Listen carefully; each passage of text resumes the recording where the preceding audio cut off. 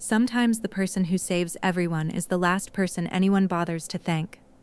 And sometimes the proof of your love is sitting in a bank ledger, quietly exposing every lie your family built on your sacrifice. My name is Mara Ellison. I am 31 years old, and I work as a payroll compliance analyst in Raleigh, North Carolina. I notice things for a living: missing signatures, strange payment patterns, numbers that do not match the story someone is trying to tell. So when my brother stood in my parents' dining room, lifted his wine glass, and told everyone I would always be the background noise in his success story, I did not cry. I did not argue. I did not defend myself.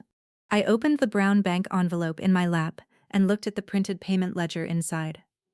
37 months, 4 household accounts, 1 truck loan, 1 home equity line, 1 mortgage, $54,680, all of it paid by me, all of it credited to him.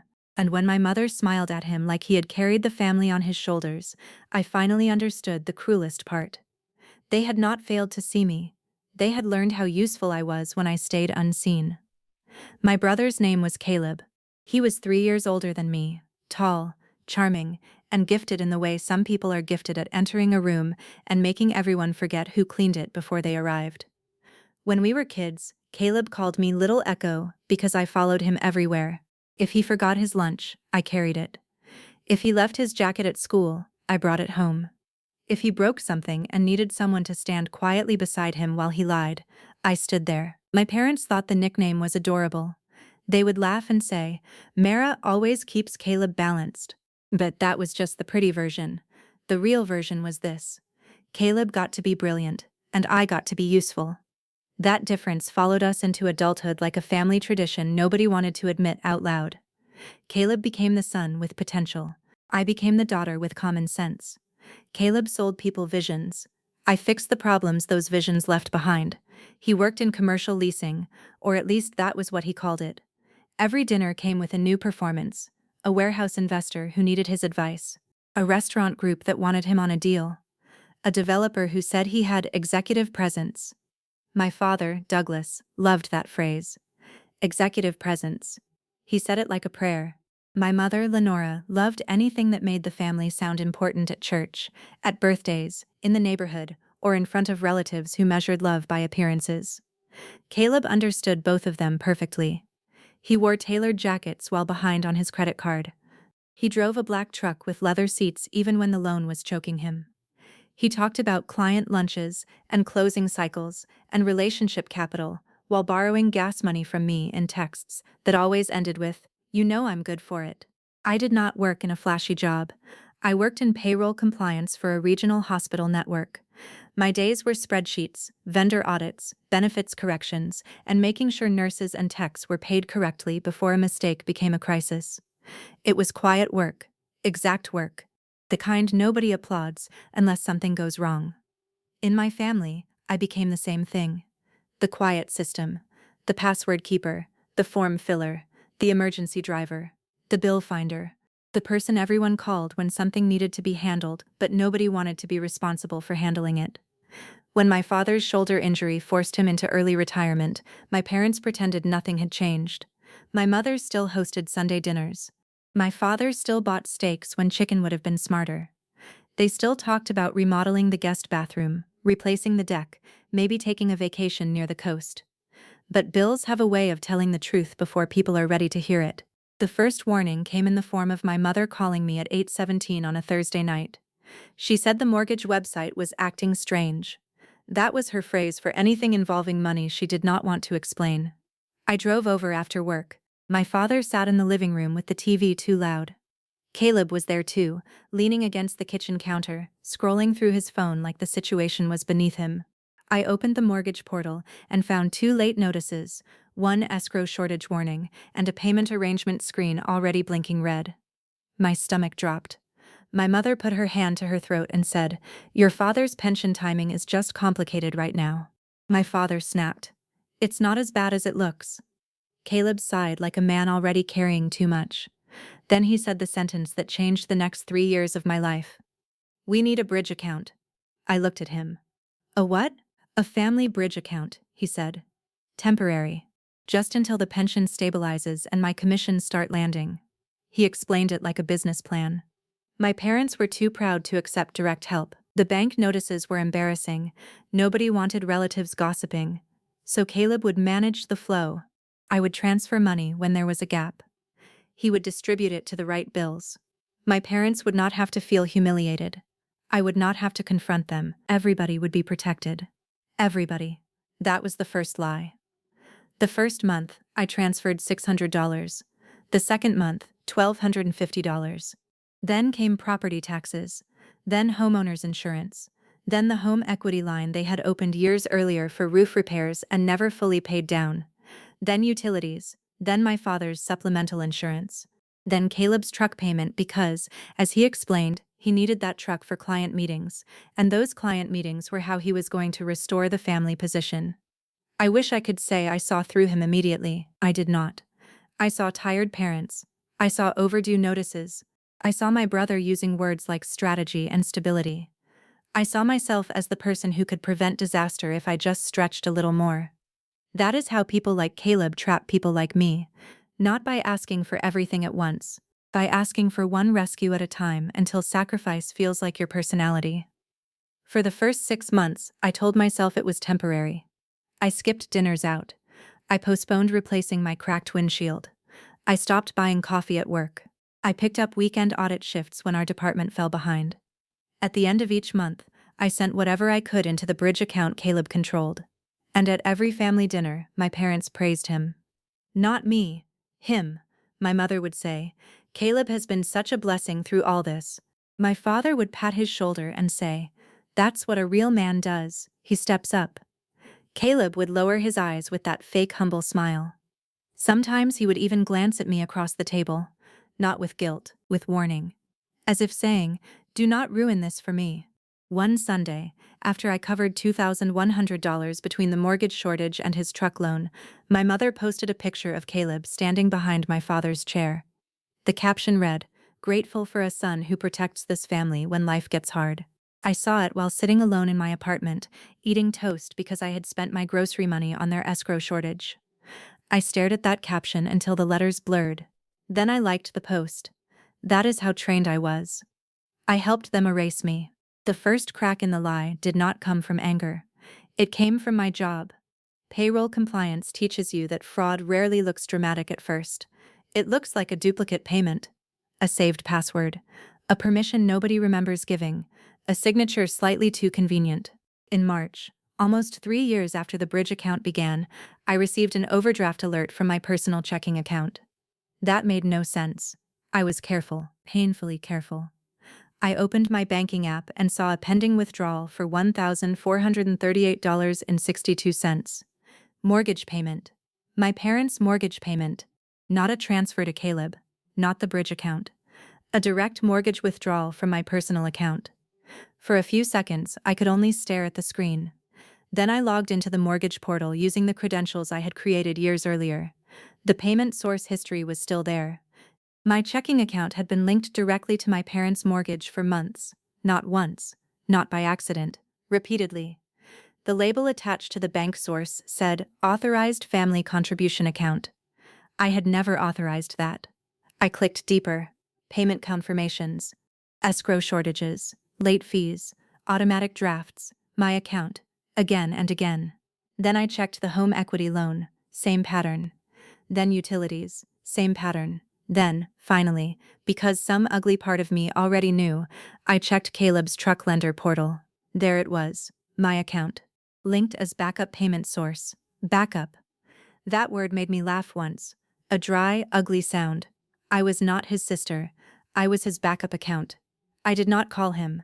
That was the first powerful decision I made. For once, I did not give him a chance to charm, pressure, confuse, or guilt me before I understood what he had done. I took screenshots. I downloaded confirmations. I exported payment histories. I saved bank alerts. I printed old text messages. Caleb asking for one quick bridge.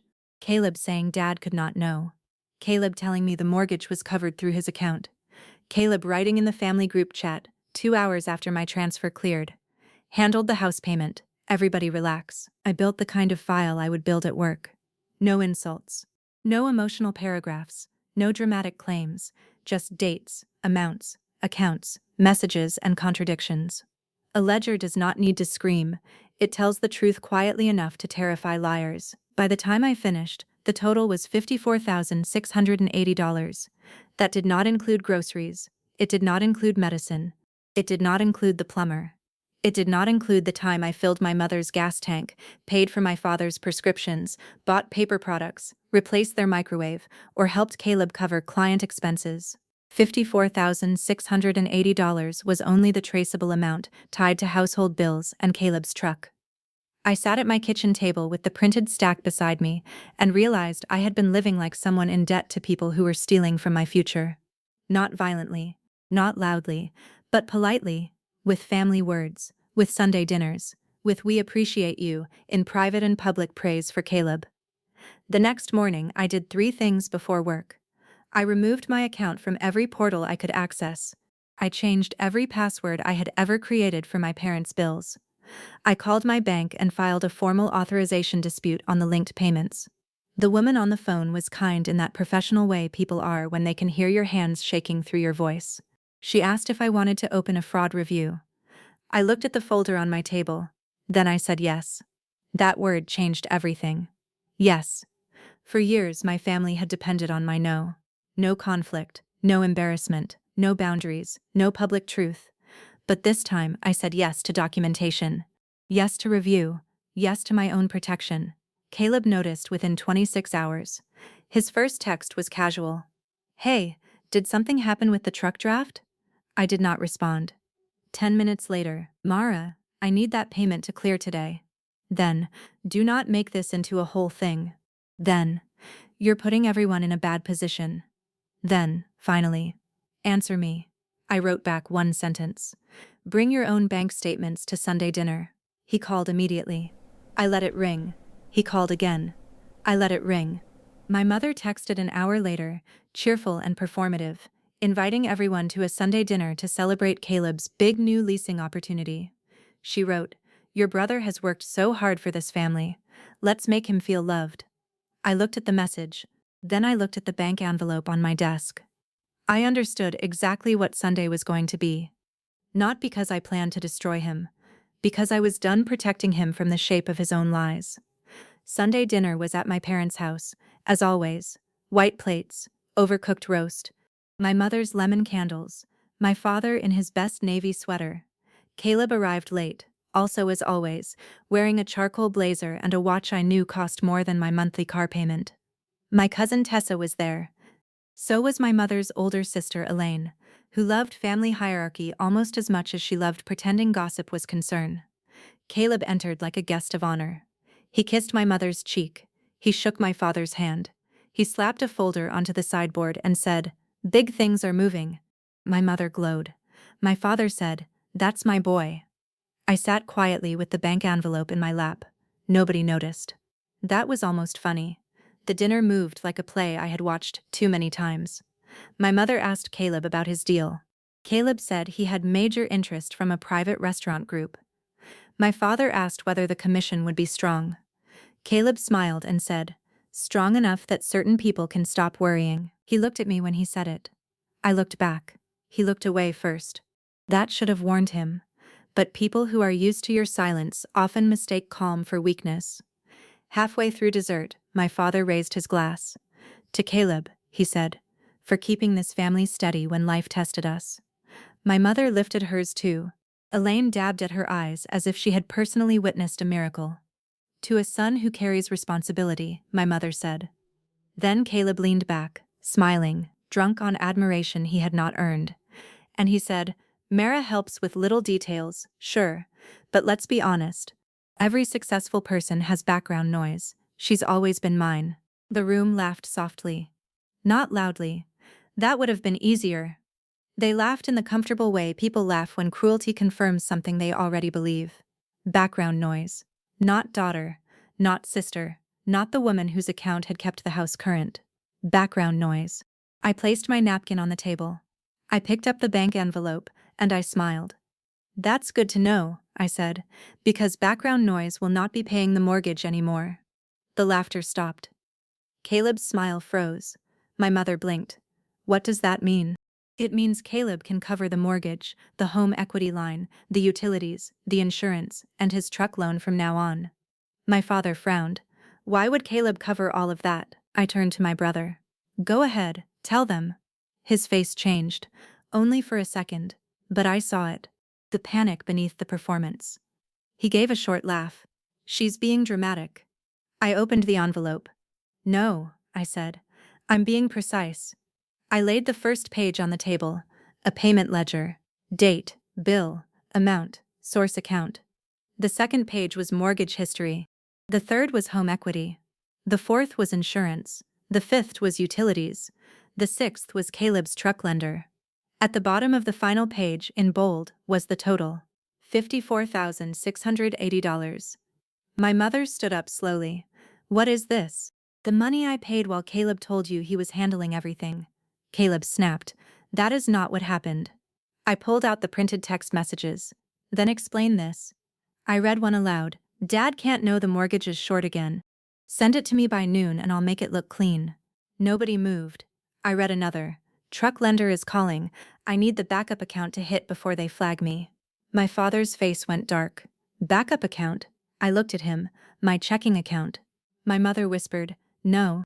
Lie. I slid another page forward. This is the mortgage portal. My account was linked directly as an authorized payment source. I did not authorize that label. Caleb's voice sharpened. You knew you were helping. I knew I was transferring money into what you called a bridge account, I said. I did not know you linked my personal checking to their mortgage, their home equity line, and your truck. Elaine made a small choking sound.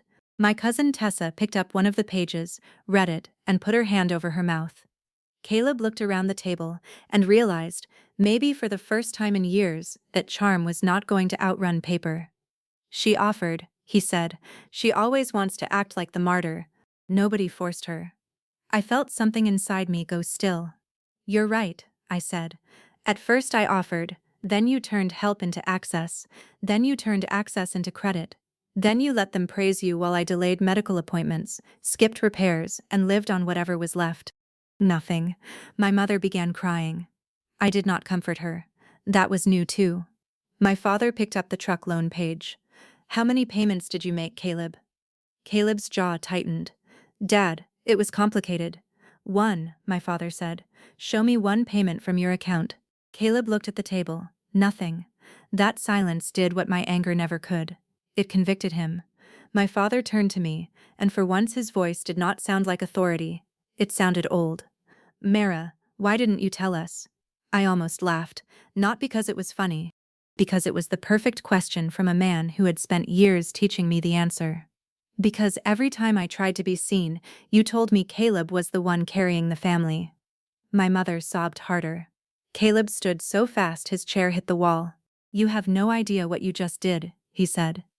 I looked at him. I know exactly what I did. You're going to ruin my deal. No, I said. Your bank records might. His face went pale again. That was when I knew there was more. Not just the family bills, not just the truck. Something about his professional life depended on the image my money had helped create. I already opened a bank authorization review, I said. The room went dead quiet. Caleb stared at me. You did what? I protected myself. My mother gasped. Mara, you involved the bank? Yes. My father lowered the page in his hand. Caleb's voice dropped. Cancel it. No. You don't understand what that could do. I understand exactly what unauthorized payment access can do. He leaned toward me, but my father stood. For the first time in my adult life, my father put his body between Caleb and me. Sit down, he said. Caleb did not sit, but he stopped moving. I gathered the pages that belonged to me and left copies on the table. I'm done paying, I said. I'm done hiding. I'm done letting you call my sacrifice your leadership. My mother wiped her face. We need to talk as a family. I paused at the doorway. A family tells the truth before asking for one more payment. Then I walked out. The first night after the dinner was strangely quiet. My phone was not. By the time I reached my apartment, there were 19 missed calls. Caleb, my mother, my father, Caleb again. Then my mother sending messages that moved from confusion to blame in less than 20 minutes. How could you embarrass us like that? Your brother made mistakes, but you attacked him. We did not know. You should have come to me privately. Privately. That word made my stomach twist. Privately was where my family had kept me for years. Private thanks, private pressure, private requests, private apologies that never arrived. Public praise for Caleb. I turned off my phone and sat on the floor beside my couch. For the first time in 3 years, I did not open my banking app before bed. I did not calculate which bill could wait. I did not decide whether my own life deserved less money than theirs. I just sat there, listening to the refrigerator hum, feeling the ache of freedom before it started to feel good. Monday morning, the family story went public. Not the truth, their version. Caleb posted something online about people who smile at your table while sharpening knives. My mother posted a quote about forgiveness. Elaine texted me that money should never divide family. I replied, then family should not steal credit for it. She did not respond. By noon, 2 cousins had heard that I tried to destroy my parents over a misunderstanding. A misunderstanding? That was what people call betrayal when they do not want to choose sides. I did not send the full file to everyone. Old Mara would have. Old Mara would have built a court case for people who had already decided she was difficult. But my therapist, whom I had started seeing in secret 2 weeks earlier after the bank alert, told me something I wrote down and taped inside my journal. You do not owe evidence to people who enjoy the lie. So I chose carefully. I sent the ledger to Tessa because she had seen the pages with her own eyes. I sent a short version to my father's brother because he had once warned me that Caleb's confidence looked expensive. And I sent nothing to anyone else. The consequences did not need my help. They arrived on their own. The truck lender called Caleb first. Without my backup account, the payment failed. Then the mortgage shortage hit my parents' account directly. Then the home equity line pulled and bounced. My mother called me crying on Wednesday. I answered because I still loved her. That was one of the hardest parts. Love does not disappear the moment you grow a backbone. Sometimes it sits beside your boundary and begs you to betray yourself again. Mara, she said, we just need help this one time while we sort it out. I closed my eyes. There it was. Not I am sorry. Not what did this cost you. Not how did we miss this. Just help. Again. No, I said. The silence on the line was sharp. This is not like you, she whispered. I opened my eyes. Yes it is, I said. You are just not used to this version of me surviving. She cried harder. Then my father took the phone. His voice was rough. We are your parents. I know. We raised you. I know. So you can just watch us struggle? That question could have broken me 3 years earlier. It had been built for the old wiring in my chest. The daughter who believed gratitude meant repayment. The daughter who thought being good meant being available. But I had the ledger printed on my desk. I had proof, not just of what they took, of what I had survived. I watched myself struggle while you praised Caleb for my payments, I said. You survived that just fine. He hung up. I cried after, not because I regretted saying it, because truth can still hurt when it is necessary. Caleb came to my apartment 2 nights later. He did not buzz. He followed someone into the building and knocked hard enough to make my neighbor's dog bark. I looked through the peephole and saw him standing in the hallway, hair messy, jacket open, phone clenched in his hand. I did not unlock the chain. What do you want? He leaned close to the door. We need to talk. We are talking. Open the door. No. His eyes flashed. Do not do this drama thing with me. I almost smiled. Even now he thought my boundary was performance. The bank called me, he said. Good. Good? He laughed under his breath. They are asking questions about authorization sources. Do you know how that looks? Yes. Mara, I have a commercial client reviewing my financials for a guarantor package. If this comes up, it could wreck everything. There it was, the real fear, not losing family, not hurting me, not facing truth, a guarantor package, a deal, his image. You mean the restaurant group? I asked. He stared. How do you know about that? You announced it over roast beef. He ran a hand over his face. Listen, pause the bank review. Just pause it. I'll tell Mom and Dad whatever you want. I'll say you helped more than they knew. More than they knew? His mouth tightened. I'll fix the wording. Caleb, you linked my bank account to your truck. He looked away. It was temporary. You called me background noise. he snapped back. Because you were sitting there looking at me like you wanted to ruin me. No, I said. I was sitting there waiting for you to tell the truth. For 1 second he looked tired, almost human. Almost like the boy who once carried me across a flooded street so my shoes would not get wet. Then his face hardened again. You always wanted this, he said. You always hated that they were proud of me. That hurt. Not because it was true, because it was easier for him to believe I envied his praise than to admit my money paid for it. I wanted my family to stop using me, I said. He stepped closer. The chain held. If I lose this deal, it is on you. No, I said. If you lose this deal, it is because your success could not survive without my account attached to it. He stared at me through the gap. Then I closed the door. My hands shook afterward, but I did not open it again. The bank review took 4 weeks. During that time, my family treated me like a natural disaster they could blame for the damage caused by bad construction. My mother sent long messages, half apology and half accusation. My father did not speak to me at all. Caleb switched tactics daily. Anger, pity, fake humility, threats. Once, at 1:03 a.m., he texted, "I'm your brother, doesn't that mean anything?" I stared at that sentence for a long time. Then I wrote back, "It should have meant something when you used my account." He did not answer. At work, I kept functioning. That was another strange cruelty. Your family can implode on Sunday, and payroll still has to be processed on Monday. I reviewed deductions, answered emails, corrected tax codes, smiled in meetings, then went home and felt like my entire childhood was being re-audited by my adult brain. Moments replayed differently. The time Caleb forgot to pick up our mother from a medical appointment, and I left work early to do it. The time my father called him ambitious and me dependable in the same breath. The time my mother told me, "Your brother dreams big, you understand practical things." Man, I used to hear those sentences as personality descriptions. Now I heard the accounting underneath them. Caleb was allowed to withdraw. I was expected to deposit. The first official consequence came in a letter. Not to Caleb, to me. My bank confirmed that several payment authorizations had been established through saved credentials and inconsistent consent records. They could not reverse everything. Too much time had passed. But they removed my account from all related merchant profiles, flagged the connected billers, and issued a formal notice stating I was not responsible for future drafts. That letter became my shield. I made 3 copies, one for my files, one for my parents, one for Caleb. I mailed them certified. No handwritten note, no emotional explanation, just the letter.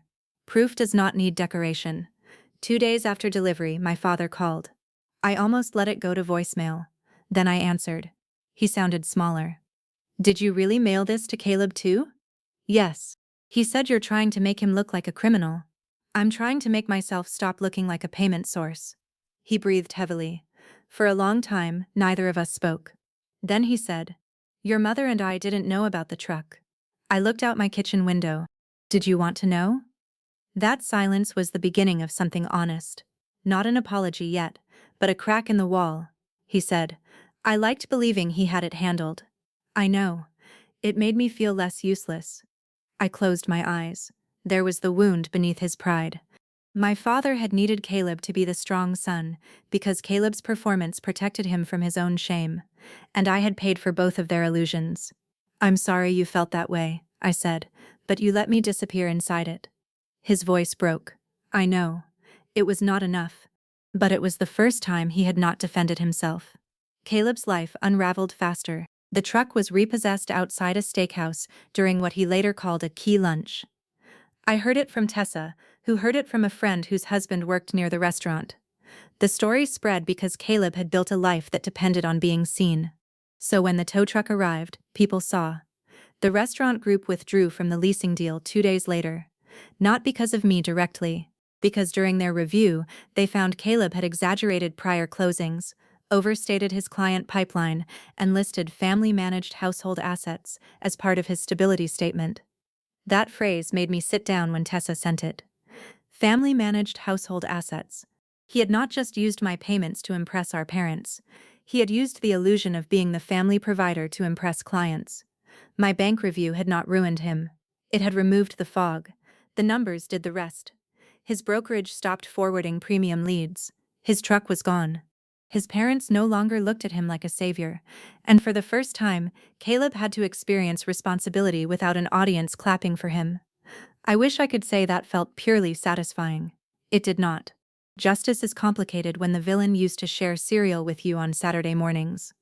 There were days I felt free. There were days I felt cruel. There were days I almost texted him, "Are you okay?" Then I would open the folder and read his message again. "Make it look clean." That sentence saved me from confusing guilt with love. My mother's apology came in pieces. The first message was terrible. "I'm sorry you felt overlooked." I did not respond. The second was longer. "I'm sorry Caleb put you in the middle." Still not enough. The third came 3 weeks later. It was a voice message. I listened to it in my car after work, sitting in the parking lot with my keys in my hand. Her voice sounded tired. Not dramatic, not polished, just tired. "Mara," she said, "I have been trying to make this about Caleb's lies, because that is easier than admitting what I chose not to see. I knew you were helping more than you should. I did not know everything, but I knew enough to ask. I didn't ask because your help made my life less frightening, and I praised him because his success made me feel proud in public. I let you carry private fear while he gave me public pride. I am sorry." I cried then, hard. Not because it fixed everything, because it named everything. Some apologies heal because they are perfect. Most heal because they finally stop lying. My father mailed me a letter. That was his way. 3 pages in his cramped handwriting. He said he had confused Caleb's confidence with strength and my steadiness with obligation. He said he had been ashamed of needing help and had accepted the version of events that hurt his pride the least. Then he wrote one sentence I read many times. "I treated the child who kept us safe like a utility bill, and the child who performed safety like a hero." I folded the letter and put it in a different folder. Not the evidence folder. The healing folder. I was learning that boundaries and forgiveness are not the same door. You can open one without unlocking the other. Caleb did not apologize. Not then. He disappeared from family dinners for 2 months. My parents began working with a credit counselor. They sold my father's unused fishing boat. My mother took part-time bookkeeping work for a church office. They downsized their cable package, canceled subscriptions, and made a payment plan with the mortgage company that did not involve my bank account. For the first time, their budget existed without me silently bleeding into it. They did not like it, but they survived. That mattered. Because one of the lies guilt tells you is that people will collapse without your sacrifice. Sometimes they do not collapse. Sometimes they finally stand up. My own life opened slowly, first in numbers, then in breath. I built an emergency fund. I replaced my windshield. I went to the dentist and cried in the parking lot afterward because I had delayed a cracked filling for 11 months while paying Caleb's truck. I bought groceries without calculating whether my parents' insurance premium would hit first. I moved into a small one-bedroom townhouse with morning light in the kitchen and a tiny porch where I kept basil plants. On my first Sunday there, I made pancakes at 10 a.m. and ate them on the floor because my table had not been delivered yet. Nobody called asking for a password. Nobody needed me to bridge anything. Nobody praised Caleb with my money in the room. The silence felt unfamiliar. Then it felt holy. 3 months after the dinner, I saw Caleb at a hardware store. Not in a blazer, not with cologne and a watch and that glossy salesman's smile. He was wearing a gray polo with a store badge clipped to it, helping an older man load boxes of tile onto a flat cart. For a second, I froze behind a display of paint rollers. He looked thinner, less polished. Human in a way I had not seen in years. Then he saw me. His face shifted through embarrassment, anger, and something close to shame. I expected him to smirk. I expected a comment. Maybe background noise again. Instead, he looked down first. That should not have felt like victory, but it did. Not because he was working a regular job. There is dignity in honest work. It felt like victory because, for once, he was standing inside a life he could not decorate with my money. I started to walk past him. He said my name, softly. "Mara." I stopped. He swallowed. I didn't think it would go that far. There were so many things I could have said. That far was my savings disappearing. That far was my cracked tooth. That far was my parents calling him a protector while I became smaller every month. But I was tired of arguing with people who measured harm only when it reached them. So I said, I know. His eyes flicked up. I thought I could fix it before anyone knew. You mean before they knew? He said nothing. Caleb, I said, I always knew something was wrong. I just loved you enough to doubt myself. That landed. I saw it. His jaw tightened, but not with anger, with pain. Maybe truth. Maybe only discomfort. He nodded once. I'm sorry, he said. It was small, late, incomplete. But it was the first time he had said it without asking for something afterward. I did not hug him. I did not absolve him. I did not turn the moment into a movie scene. I said, I hope you become someone who can mean that. Then I left. 6 months after the dining room confrontation, my parents invited me to dinner. Not Sunday dinner, not the old performance, just dinner. My mother said Caleb would not be there unless I wanted him there. That sentence alone told me things had changed. I went because I wanted to see who we were without the stage. The house looked different, not physically, emotionally. There was no roast trying to prove stability, no polished speech, no Caleb holding court. My mother made soup. My father set the table. They both looked nervous. That made me sadder than their anger had. After dinner, my mother placed a folder in front of me. My body stiffened. Folders had become dangerous things in my life. But this one held copies of their new budget, their payment plan, and a notarized statement saying I had no financial responsibility for their mortgage, home equity line, utilities, insurance, or any household obligation. My father said, we should have done this a long time ago. I touched the paper but did not pick it up. Why are you showing me? Because we want you to know we are not asking, my mother said. We are telling you we understand. I looked at them both. Understanding is not the same as repair, but it is where repair begins. My father cleared his throat. We also changed the emergency contact information on the accounts. To who? He gave a weak smile. Us. I almost laughed, then I did laugh. Not bitterly, not fully happily either, just enough to let the room breathe. That's probably a good idea.